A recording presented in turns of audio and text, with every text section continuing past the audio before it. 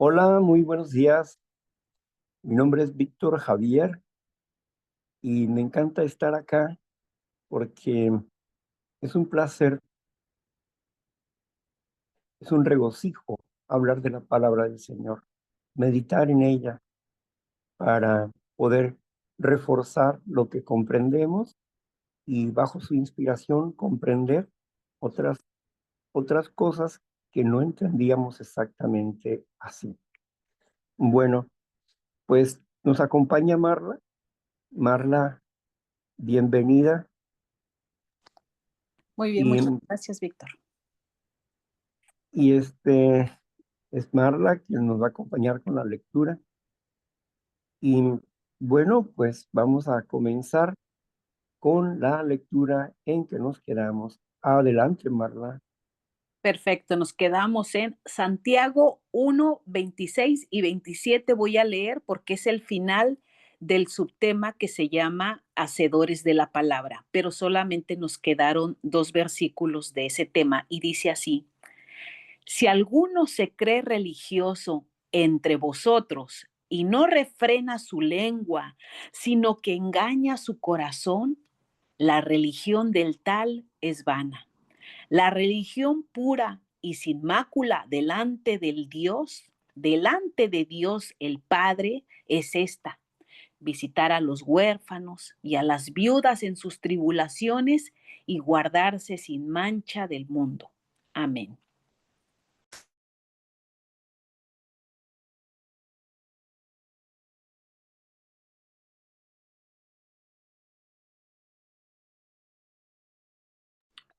Su micrófono, Víctor, está cerrado. Gracias. Qué interesante es la palabra religión. Muchas personas tienen prejuicio contra la palabra religión porque solamente conocen la religión institucional, pero no pueden comprender su religión personal. La palabra religión, que proviene del latín religere, significa reunirse o significa asamblea, pero reunirse ¿con quién? Con Dios.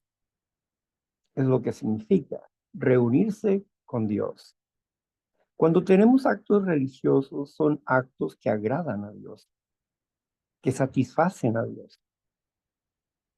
Las personas quieren dividir la espiritualidad y la religión, no entendiendo que el hombre es religioso por ontomancia, ontonomancia, perdón, ontonomancia.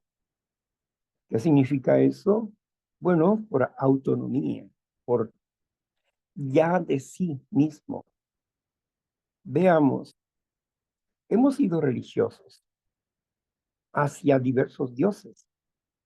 Hemos honrado al alcohol, hemos honrado las drogas, al sexo, al poder, al prestigio, al dinero.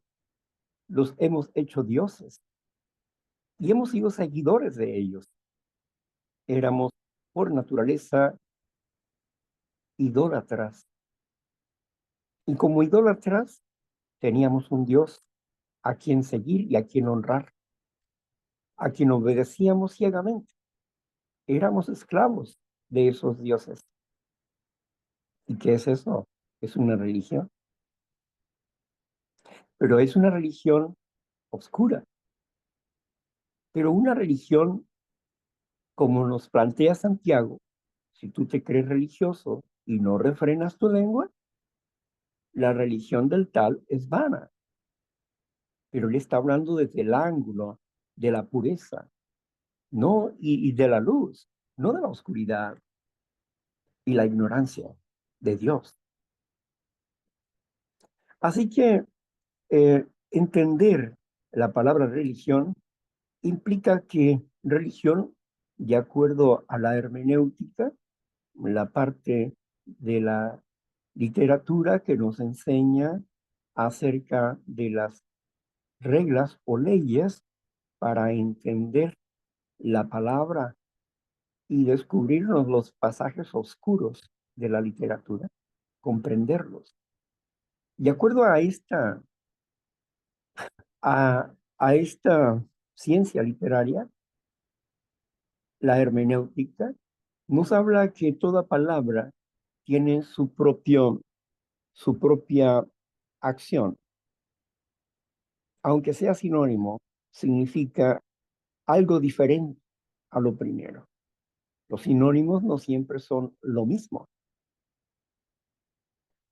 Así que cuando hablamos de religión, la palabra religiere, reunirse con Dios, y vemos los 12 pasos de recuperación, nos damos cuenta que los 12 pasos de recuperación nos llevan a un punto, a tener un despertar espiritual, pero también nos llevan a tener un contacto consciente con Dios como cada quien puede comprenderlo, como cada quien lo comprende. Entonces, ¿qué significa esto? De que cuando estamos practicando los pasos, estamos practicando una religión. Ahora bien, cuando dice el enunciado de los grupos, dice pues que no somos una religión ni una secta. ¿Por qué? Porque no somos una religión institucional. Una religión institucional tiene declarado quién y cómo es su Dios y cómo debe de adorarle a su Dios.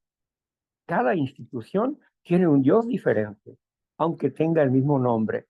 Jesucristo, Jesucristo, Jesucristo, Jesucristo, por donde quiera, 30,000, más de 30,000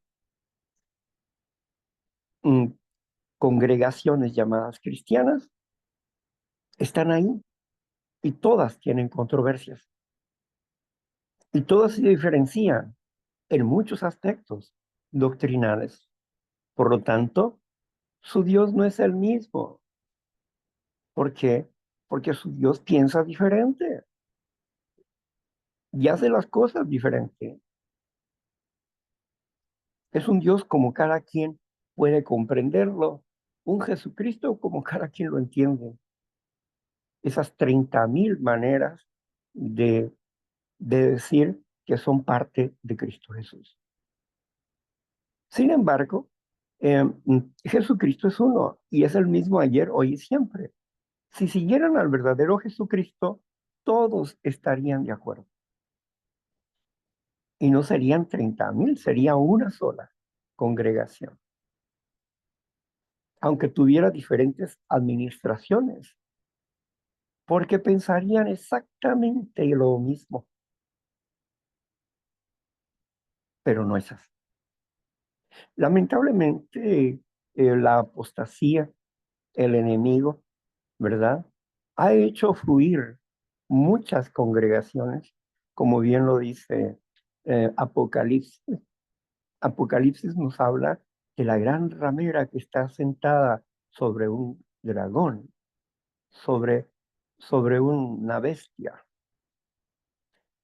y tiene una copa, y es la copa de sangre, porque ha perseguido y matado a los santos de Dios.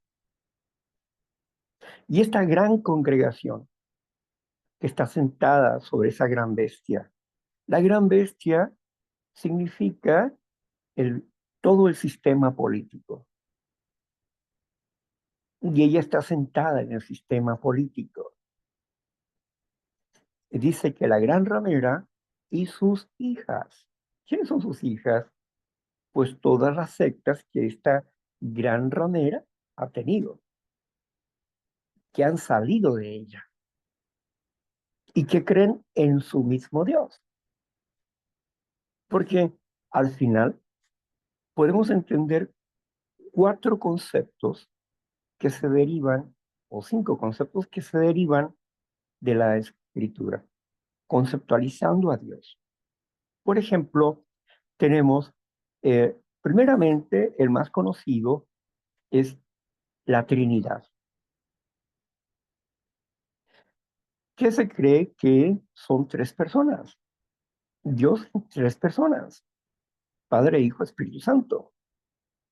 Padre Yahvé y luego Hijo Jesucristo y el Espíritu Santo. Y se le ve como una persona. Bueno, no vamos a discutir el tema hoy, pero el asunto, el otro concepto existente es el arrianista, que pudiéramos decir que el arrianista ha tomado el segundo lugar. Después de la Trinidad, el arrianismo. ¿Qué es el arrianismo? Bueno, Arrio, Arrio, en los primeros tiempos, en los primeros tiempos de la congregación cristiana, Arrio era parte de la iglesia del imperio, era un obispo de la iglesia del imperio, pero creía, él creía que Jesucristo era un ser creado, que el Padre estaba solo antes de la creación de todas las cosas espirituales y físicas, pero que luego creó a el Verbo a imagen y semejanza de sí mismo. Y después de haberlo creado, a través de él hizo todas las cosas, lo que fue el primero en la creación. Y que el Espíritu es la personalidad de Dios. A través del Espíritu, que viene, la palabra Espíritu viene del hebreo ruach, que significa viento o energía en movimiento. Así que espíritu es energía en movimiento. Jesucristo dijo, mi palabra es espíritu y es vida. Entonces entendemos que la palabra es espíritu, que pensamiento es espíritu. Pero aquí, en este caso, al ser el espíritu la personalidad de Dios, ellos, el Padre y el Hijo, se comunican con su creación a través de su espíritu y sostienen todas las cosas con la fuerza de su espíritu. Bueno, esto es lo que decía Arri. Y era una acción muy popular en Roma. Bueno, no voy a hablarles tampoco de la controversia que hubo en este aspecto en el concilio de Nicea. Pero vámonos al tercer concepto. El tercer concepto que nosotros encontramos aquí acerca de él es lo que se llama la unicidad. La unicidad. La unicidad trata de que Jesucristo es todo. Jesucristo se reveló como Padre en el antiguo pacto y Jesucristo se reveló como Hijo en el nuevo pacto y Jesucristo se reveló como Espíritu Santo en el Pentecostés, en el pacto de la gracia. Bueno, todo es Cristo.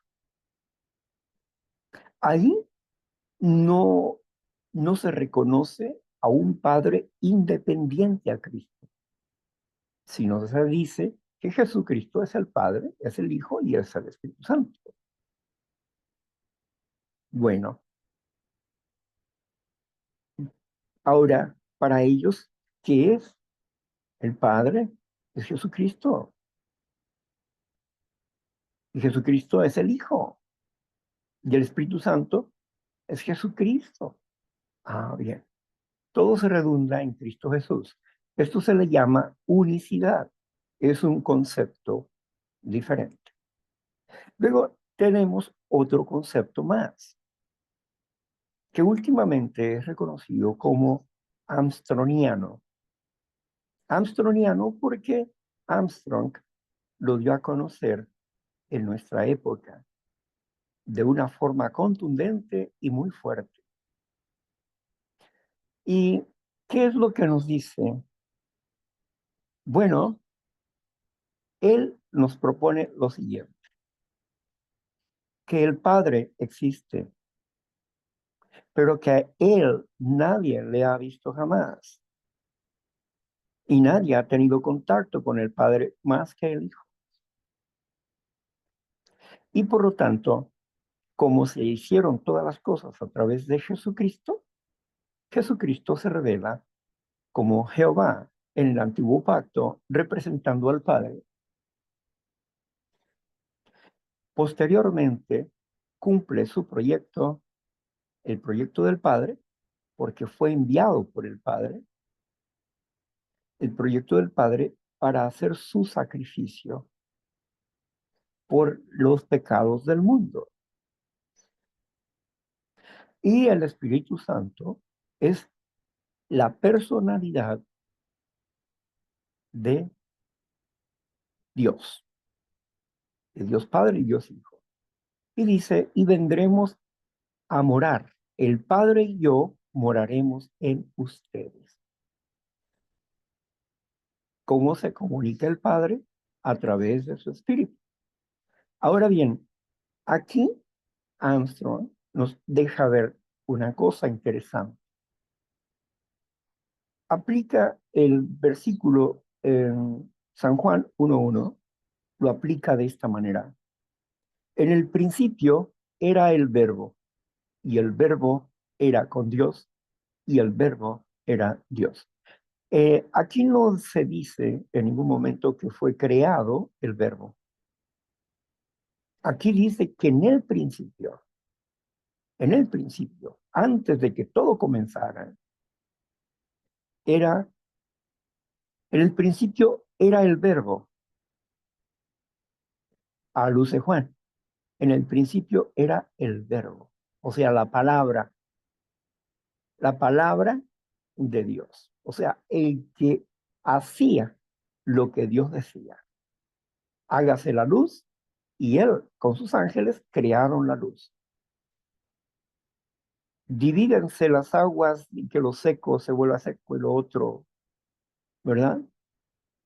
Y así formó la tierra y los mares. Entonces, ¿quién hizo ese trabajo? Jesucristo y sus ángeles crearon eso. El Padre estaba dándoles el proyecto y ellos estaban creando de acuerdo a lo que el Padre les decía, creando leyes y poniendo en orden las cosas.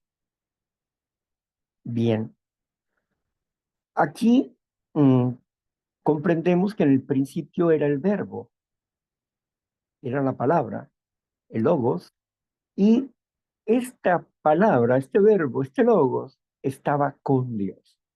Por lo cual, los dos, el verbo y Dios, los dos, estaban juntos desde el principio.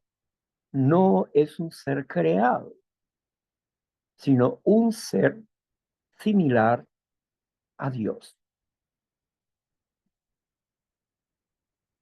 Sin embargo, por cuestiones de acuerdos y de acuerdo a la armonía y a la autoridad, alguien tenía que quedarse en el seno del reino y alguien tenía que hacer la obra material. Alguien tenía que mantenerse puro y otro tenía que hacer la obra material. Y esta obra material, como espiritual, la hizo el logos, el verbo. Aquí mismo en el capítulo 1, versículo 1, 2 y 3, vemos aquí lo que dice la escritura. En el principio era el verbo, y el verbo era con Dios, y el verbo era Dios. A través de él todas las cosas fueron hechas. Sin él no hubiese sido hecho nada de lo que ha sido hecho. En él estaba la vida, y la vida era la luz que alumbraba a los hombres. La luz en las tinieblas resplandece, pero las tinieblas no prevalecieron contra ella. Qué maravillosa declaración. Hay mucho de qué hablar ahí, pero lo que ahorita quiero enfocarme solamente en que el verbo y Dios estaban desde el principio. Aquí no aluce como un ser creado. Entonces, y el Espíritu Santo es la personalidad de Dios. ¿Por qué? Porque a través de su personalidad, que es omnipresente gracias a su Espíritu, es omnipresente. Está interconectado con todas las cosas. Entonces, a través de eso, ¿qué hace? Habla con el ser humano. A través de eso, um, escucha y ve. Y también se manifiesta. Veamos cómo o qué ejemplo pudiéramos tener. Es muy sencillo. Usted tiene un teléfono o un computador y en este momento nos estamos comunicando. Yo soy un hombre. Soy cuerpo, mente y espíritu. Soy un alma viviente, soy un ser viviente. Ahora bien, como ser viviente tengo un espíritu. Y mi espíritu no es otro yo. Mi espíritu soy yo, el que vive en esta casa, el que vive en este cuerpo, el que se está manifestando en este momento es mi espíritu humano. Así que mi espíritu humano está hablando con ustedes a través de este aparato. Y sea donde sea que ustedes estén, en cualquier parte del mundo que ustedes estén en este momento, me están escuchando. Pero en el caso de Dios, no necesita un aparato, solamente Él es. Y donde Él quiere estar, está. Él es omnisciente, omnipotente, omnipresente. Entonces, Él es eternidad. Solamente hay dos seres que poseen eternidad, el Padre y el Hijo, el eterno Dios de los ejércitos y su Hijo Jesucristo. Recordemos de nuevo el versículo de Juan 17:3. ¿Nos ayudas, Marla? Claro. Juan 17:3.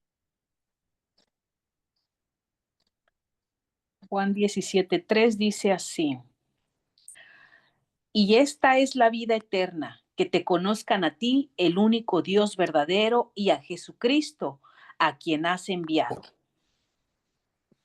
Ahí está. Aquí no dice que conozcan tu Santo Espíritu, no dice así. Si el Espíritu fuera una persona, pues diría, oye, aquí falta algo, ¿no? Esta es la vida eterna, que conozcan tu Santo Espíritu, que conozcan a ti, que eres el único Dios verdadero, y a Jesucristo, a quien tú has enviado. Pero no dice así. Dice, esta es la vida eterna, que te conozcan a ti, el único Dios verdadero, y a Jesucristo, a quien tú has enviado. Jesucristo ha dado a conocer al Padre. Por eso Felipe dijo, basta, muéstranos al Padre y nos basta. Y Jesús dijo, tanto tiempo estoy contigo, Felipe, y aún no me conoces. ¿O no crees tú que el Padre y yo uno somos?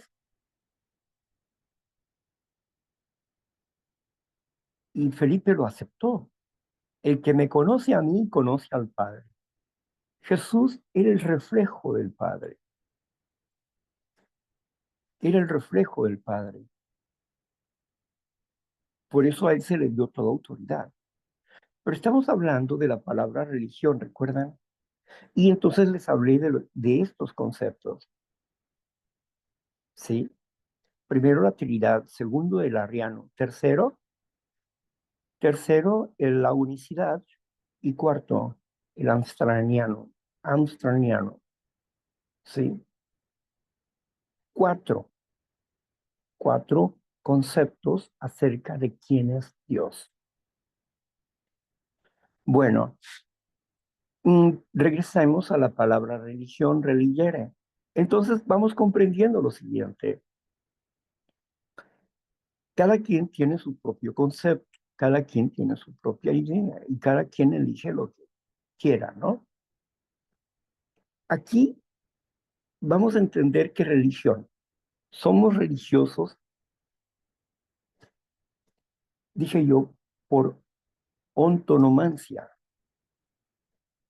Y esto significa que por naturaleza somos religiosos. Tenemos una necesidad innata de un Dios en nuestras vidas. Y el hecho de reunirnos con Dios, o sea, volver a unirnos con Dios, es en sí una práctica religiosa. Pero insisto, una diferencia entre que yo sea religioso en mi práctica y otra cosa es que sea un religioso institucional. Ahí es diferente. ¿Por qué? Porque estoy sujeto a las reglas de esas personas para creer como ellos creen, aunque estén equivocados, para hacer lo que ellos hacen, aunque estén equivocados.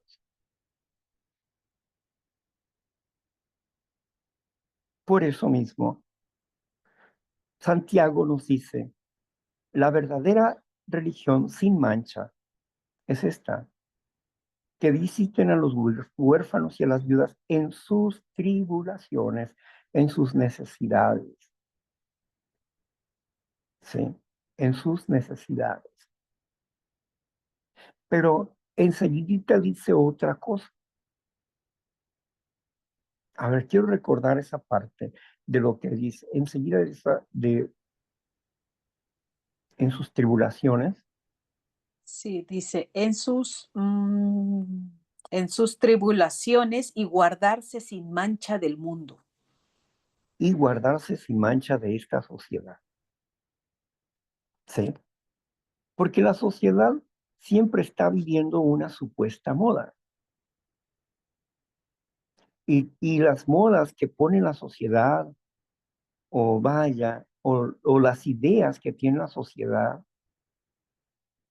tenemos que sopesarlas para saber si verdaderamente provienen de Dios o si son de Dios. Nosotros trabajamos con un programa de 12 pasos, encantadísimo. Trabajamos con ese programa porque nos ayuda a transformar nuestras vidas, nos ayuda a comprender mejor a Dios.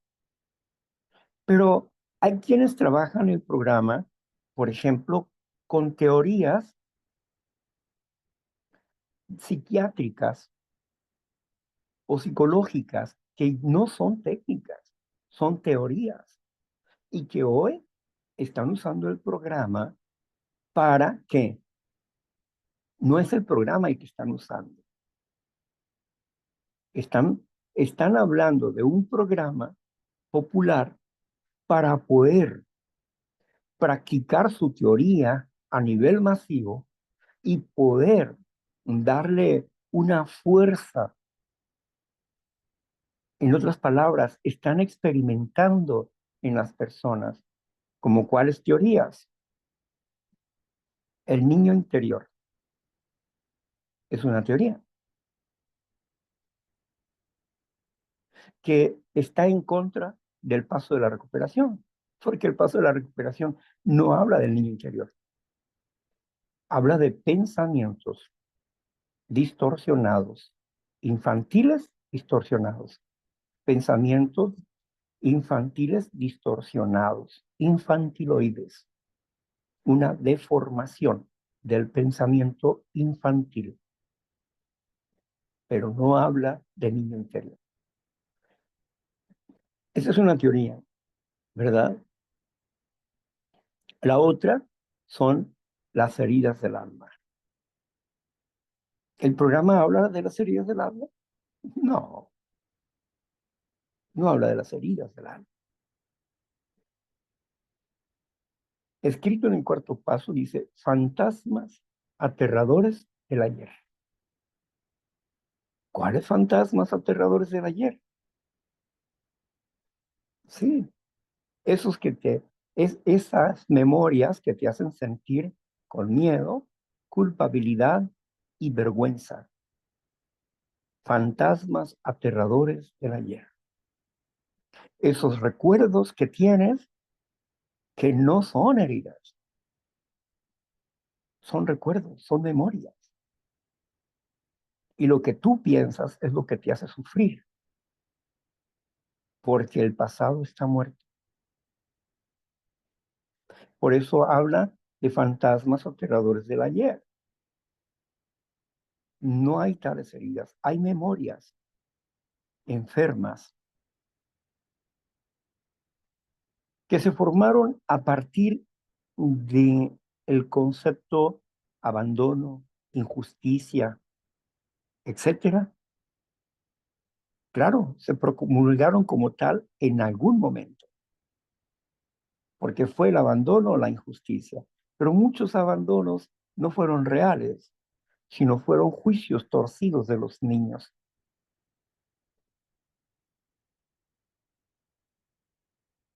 Pero no voy a explicar esa parte completamente. Simplemente estoy trastocando las cosas. Por eso el programa de recuperación tiene que ser como él es, limpio, sin ponerle otra cosa encima. El programa de recuperación habla de emociones, de memorias, de pensamientos torcidos, de engaños interiores, pero nunca habla de esas dos cosas como ellos lo proponen. Son solamente teorías engañosas que hacen perder el tiempo a las personas. Yo recuerdo a una amiga que de pronto sucedía algo, ay, se me abrió la herida de la injusticia, ay, se me abrió la herida del abandono. No se te abrió nada. Esas cosas están cicatrizadas. Miren ustedes, yo me quemé hace ya 11 días. Mi tobillo está atrás de mi tobillo, se hizo una ámpula bastante grande. Y me he estado curando y ahorita está cicatrizado. Me duele un poco, pero está curándose, ¿verdad? Cuando termine de curarse esta situación, ya no me va a doler. Pero si yo recordara el accidente negativamente y diciendo, ay, es que esta persona, es que es esto, aquello, lo otro, y por qué, si esto. No, no, no, tranquilo, es un accidente, ¿sí? O sea, yo no veo así como que la persona lo haya hecho a propósito y eso, no, no, fue un accidente. Y no lo odio, ni siquiera le reclamo absolutamente nada, porque fue un accidente, ni le recuerdo eso tampoco. ¿Por qué? Porque fue un accidente. Pero si yo estuviera odiando, porque cada vez que pisara y me duele y lo recordara con odio, etcétera, ¿sabes? Eso estaría enfermo yo, pero no estaría enfermo por causa de la herida, sino por causa de mi recuerdo acerca de esa persona. No es la herida no es eso, es tu pensamiento hoy, en este tiempo presente, lo que te hace odiar a una persona, una manera torcida de pensar.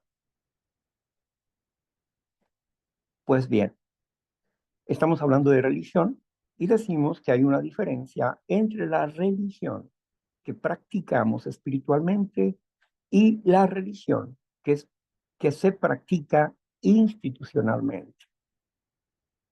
Bien, gracias.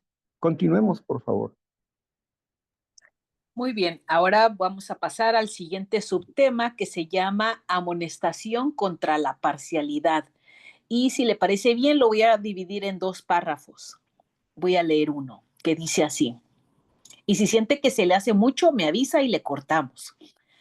Dice así, hermanos míos, que vuestra fe en nuestro glorioso Señor Jesucristo sea sin acepción de personas, porque si en su congregación entra un hombre con anillo de oro y con ropa espléndida, y también entra un pobre con vestido andrajoso, y miras con agrado al que trae la ropa espléndida y le dices, siéntate tú aquí en el buen lugar, y le dices al pobre, siéntate tú allí en pie o siéntate aquí bajo mi estrado, no estarás haciendo distinción, no hacéis distinciones entre vosotros mismos y vienes a ser juez con malos pensamientos. Hermanos míos, amados, oír, ¿no ha elegido Dios a los pobres de este mundo para que sean ricos en fe y herederos del reino que ha prometido a los que le aman? A veces ustedes habéis afrentado al pobre. ¿No los oprimen los ricos? ¿No son ellos los mismos que los arrastran a los tribunales? ¿No blasfeman ellos el buen nombre que fue invocado sobre ustedes? Y bueno, ahí voy a detenerme si le parece bien. Bien, sin acepción de personas, sin diferencias de personas. Esto nos lleva a esa parte de la tradición que nos dice principios, no personalidades. Principios, no personalidades. Sin acepción de personas, sin diferencia de personas. Si tiene o no tiene. No podemos hacer diferencia en ese aspecto. Bueno, sí podemos, pero no debemos. Si estamos con Dios y vemos a una persona que tiene una vestimenta rudimentaria y es pobre, no vamos a burlarnos de él, ni vamos a señalarlo. Lo vamos a aceptar como él es y lo vamos a integrar a nosotros, dándole prioridad a ese hombre. ¿Por qué? Dándole prioridad ¿en qué sentido? En un sentido de igualdad. Porque si bien el rico es preferido por su riqueza, pero ¿qué te va a dar? ¿Quedar bien con él para qué? ¿Cuál es el propósito? Solamente es un vano pensamiento. Es un vano pensamiento. Las personas, todos tenemos un mismo valor. Delante de los ojos de Dios, todas las almas son de Dios. Y todos tenemos un mismo valor. Todos tenemos un potencial. Lo que nos hace diferenciar es el trabajo que hacemos con nuestra fe. Eso nos diferencia de otros en un sentido espiritual, pero no nos diferencia para estar sobre los demás, sino para ser servidores de los demás. El saber más compromete más y compromete en servir a otros, en ayudar a otros en sus tribulaciones, en sus situaciones, en sus problemas. Pero si la persona no quiere ser ayudada, pues no, tenemos que dejarlo porque es su decisión.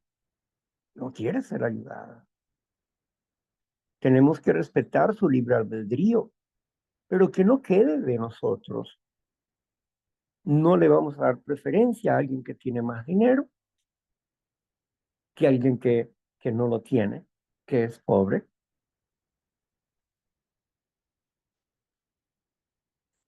Muchas veces vi en, en las casas pastorales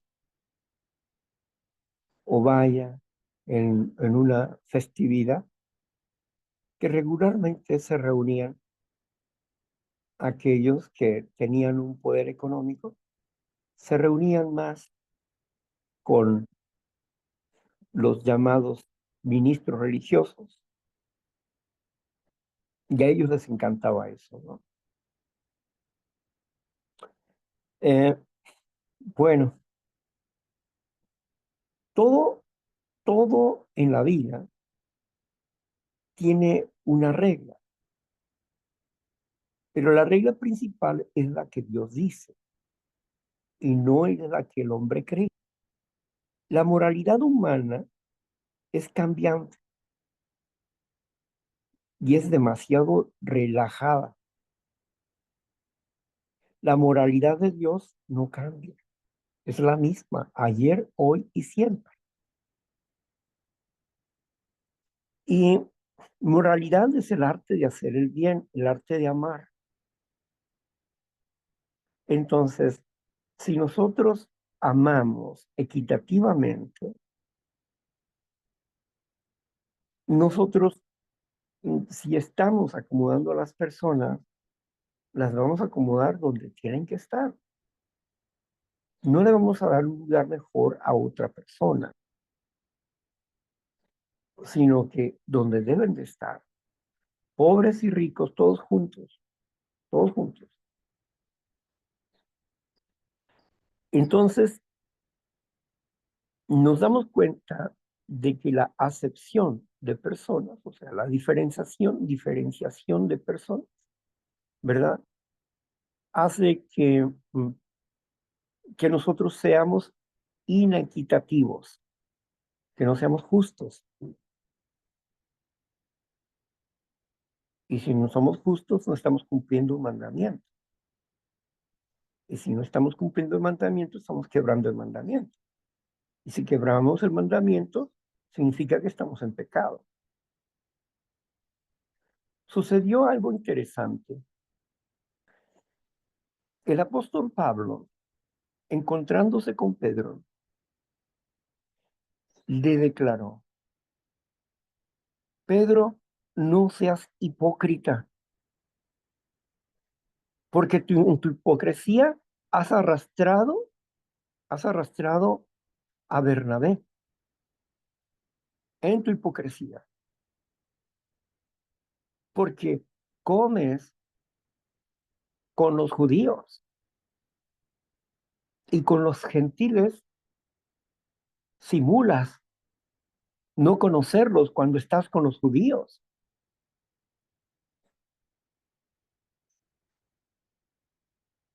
y los menosprecias a los gentiles.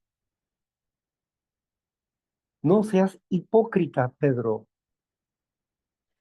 porque tu hipocresía está haciendo daño. Eso le recomendó cara a cara a Pedro, el apóstol Pablo.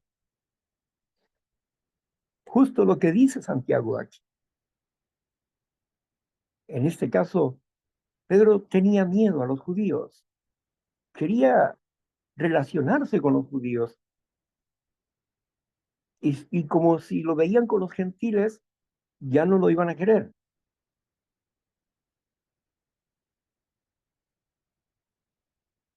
Así que estaba en ese dilema, Pedro.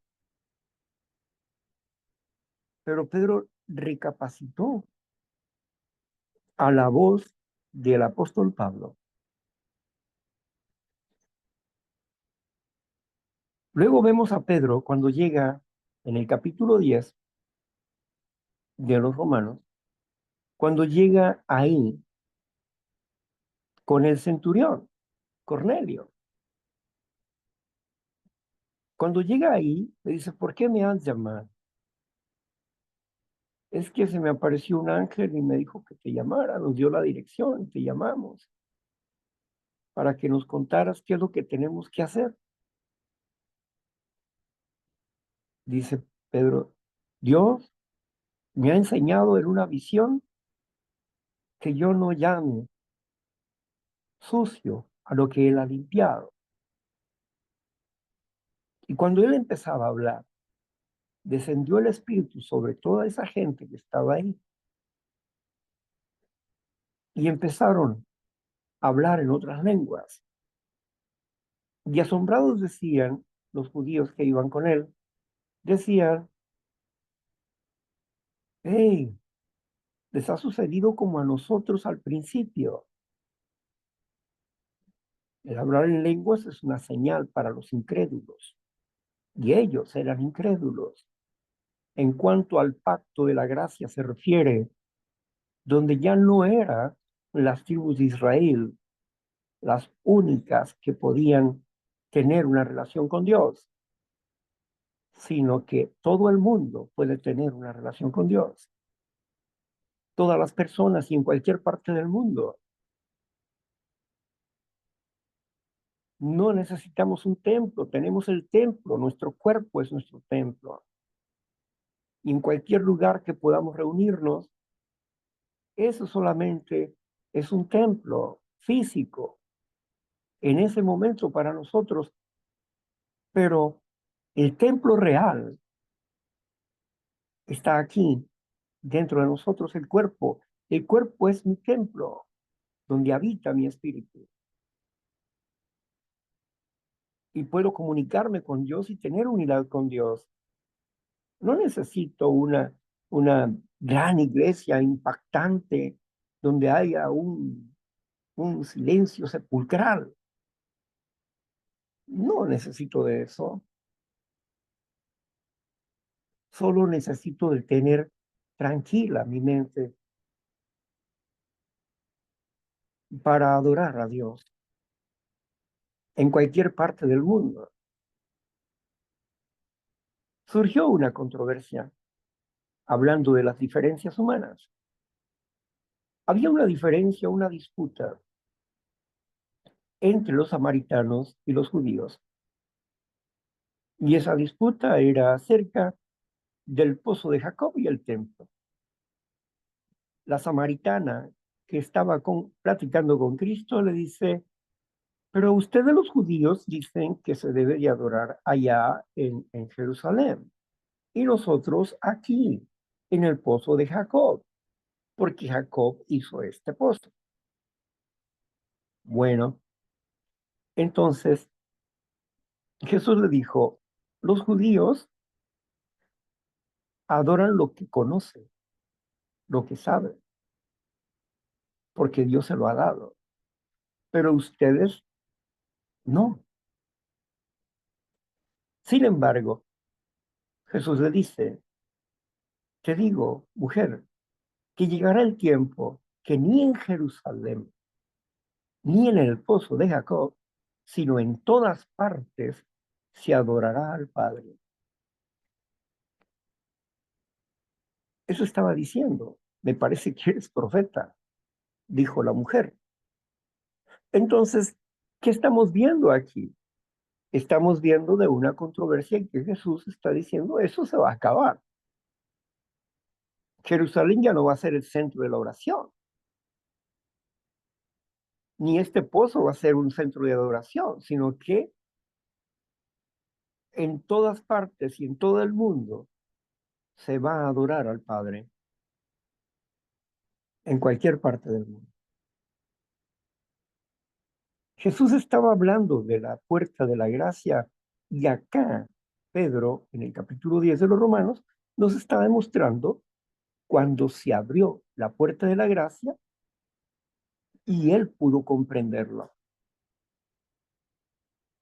Por eso anteriormente él hacía diferencia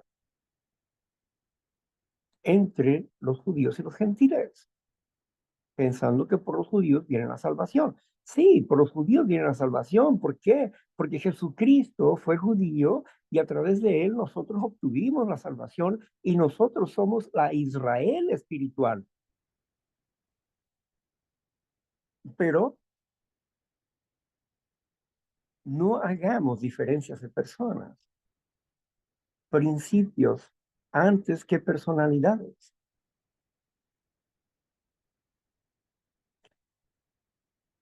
Aquí Santiago explica por qué haces diferencias de personas si los escogidos del mundo son los pobres.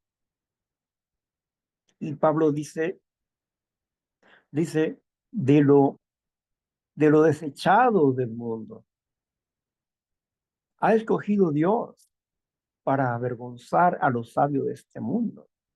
¿A quiénes escogió? A los apóstoles. La mayoría de los apóstoles era gente conocida vulgarmente como ignorantes, gente del pueblo, gente del vulgo, decían ellos, ¿no?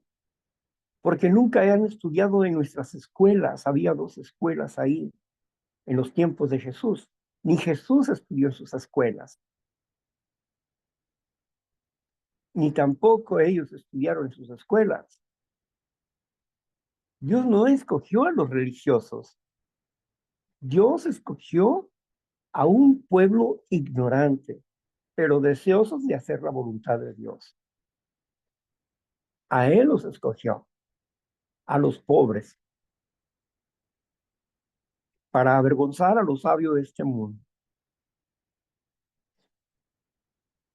Seamos pobres en espíritu, seamos humildes en espíritu y no hagamos diferencias de personas. ¿No sabes que te conviertes en juez? Te conviertes en juez y también te conviertes en verdugo de tu propio hermano enfermo cuando empiezas a hacer diferencias. Si Dios te ha limpiado, qué bueno, pero no te ha limpiado para decirle a los demás, fuchi, no te quiero. Es que no ves que estás sucio, yo no te quiero así. Espérame. Si nos ha limpiado Dios es para servirles a ellos, para que ellos se animen a buscar a Dios. No es para que nosotros estemos gobernando o dominando a la gente, no. Es para instruirles, para darles a conocer el camino del amor, del verdadero amor. ¿Y cómo podemos enseñarle que verdaderamente estamos dentro del camino de la sanidad emocional, de la recuperación, de la sanidad del espíritu? ¿Cómo podemos mostrarle eso si no somos tolerantes los unos con los otros, si no nos perdonamos nuestros errores o nuestras faltas? ¿Cómo entonces demostraremos que verdaderamente somos hijos de Dios? Por eso lo que nos dice Santiago aquí es importante. Tú te podrás dar cuenta y te preguntarás, ¿por qué los pioneros estudiaban la carta de Santiago? ¿Por qué los pioneros estudiaban la carta de Santiago? ¿Y por qué los pioneros estudiaban el Sermón del Monte con la Biblia? ¿Por qué? Precisamente por las instrucciones y las enseñanzas de Cristo Jesús, de cómo llegar a ser cristiano. ¿Cuáles eran las actitudes cristianas que necesitamos mostrar y que nos haga diferente a la sociedad que nos rodea? Tenemos una señal en nosotros. Cuando nosotros tenemos comportamiento cristiano, llevamos una señal en nosotros. que es el nombre del Padre y de Jesucristo en nuestras mentes, un sello del Espíritu de Dios. Pues bien, entremos en obediencia. Continuamos. Muy bien. El segundo párrafo dice así: si en verdad cumples la ley real conforme a la escritura, amarás a tu prójimo como a ti mismo, bien haces. Pero si haces acepción de personas, cometes pecado y quedas convicto por la ley como transgresor, porque cualquiera que guarde toda la ley pero ofendiere en un punto, se hace culpable de todos. Porque el que dijo, no cometerás adulterio, también ha dicho, no matarás. Ahora bien, si no cometes adulterio, pero matas, ya te has hecho transgresor de la ley. Así hablad y así haced, como los que habéis de ser juzgados por la ley de la libertad, porque juicio sin misericordia se hará con aquel que no hiciere misericordia, y la misericordia triunfa sobre el juicio. Amén. Amén. Bueno, la paga del pecado es muerte, la muerte es la separación entre el hombre y Dios. Aquí Santiago está hablando de la ley. ¿De cuál ley? Señaló ahí, no matarás y no cometerás adulterio. Romanos 6:23 nos dice que la paga del pecado es muerte. El salario del pecado es muerte. Entonces, el cristiano tiene que tener la mentalidad de no quebrantar el mandamiento de Dios. Pero sin duda, lo rompemos, lo quebrantamos. Adulterio, físicamente, pues es cuando las personas casadas tienen relaciones con otras personas. Pero adulterio es infidelidad. Y adulteramos cuando nosotros somos infieles a Dios, cuando conociendo su enseñanza practicamos lo contrario, es un adulterio y es un suicidio. ¿Por qué? Porque te apartas de la vida, porque has transgredido la ley, y al ser transgresor de la ley, te aparta de la vida, te separa de la vida, te separa de Dios. Dios es vida.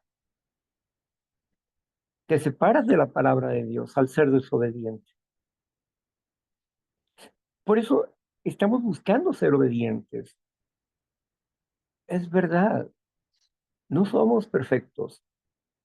Dios lo sabe, Dios lo entiende. Él sabe que estamos en un proceso de crecimiento espiritual, pero no estamos simulando el crecimiento, sino verdaderamente estamos creciendo. Ahora pregúntate tú, ¿estoy simulando crecer, tener progreso espiritual? ¿O verdaderamente me esfuerzo por buscar a Dios, como dice el 11º paso? ¿Verdaderamente me esfuerzo por buscar a Dios? Porque yo he visto que hay lugares donde dicen, vamos a practicar un 11º paso, pero no practican el 11º paso. Se ponen en silencio, leen, platican, comentan, pero no practican el 11º paso. La práctica del 11º paso termina en esto: amar más que ser amado, perdonar más que ser perdonado, comprender más que ser comprendido. A ver, Si tú practicas un tercer paso, quiere decir que tú amas, que tú comprendes, un onceavo paso, perdón, tú comprendes, amas, comprendes y perdonas. Y estás practicando el onceavo paso. ¿Por qué? Porque comprendes, porque perdonas, por lógica, estás amando. Amando significa dar.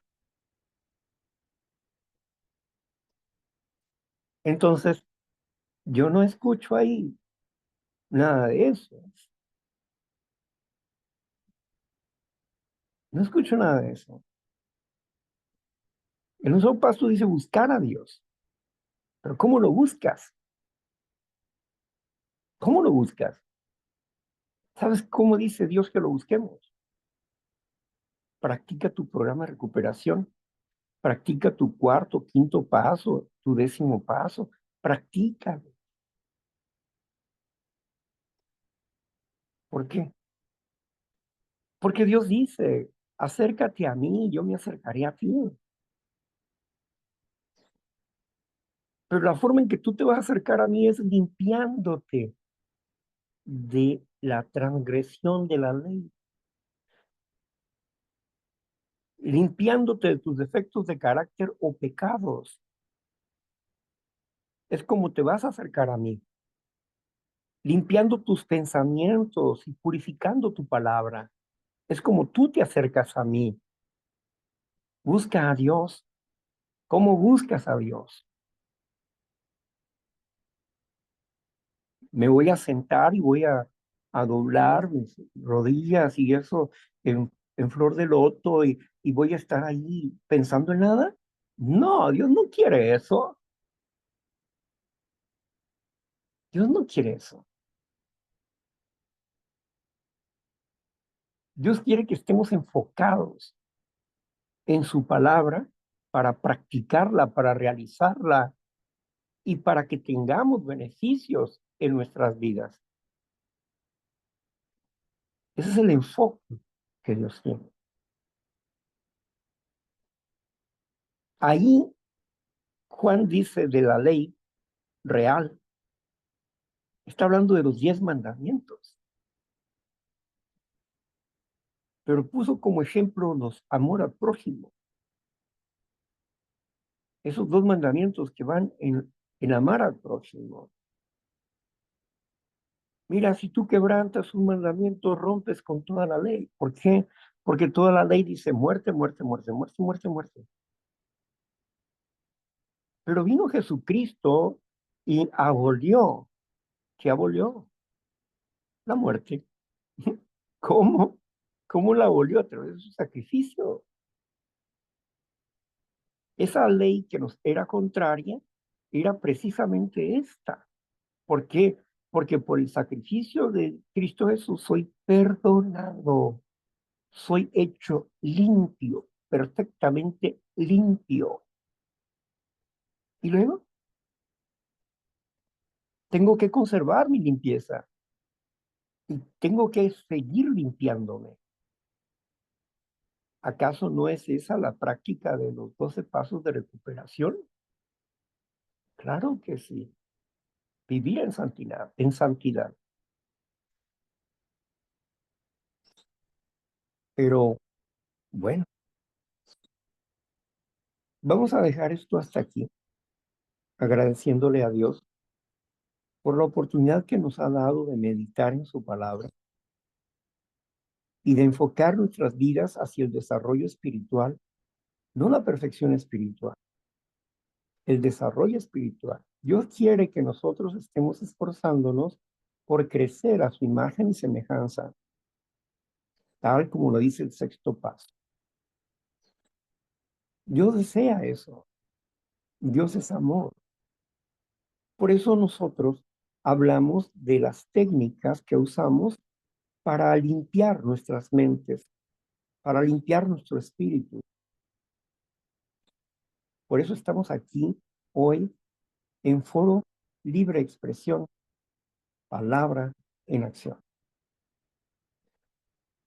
Bueno, vamos a pasar a la siguiente fase de nuestro programa el día de hoy con este tiempo donde ustedes van a compartir su experiencia, sus impresiones, o bien, si tienen preguntas, dudas, puedan hacerla.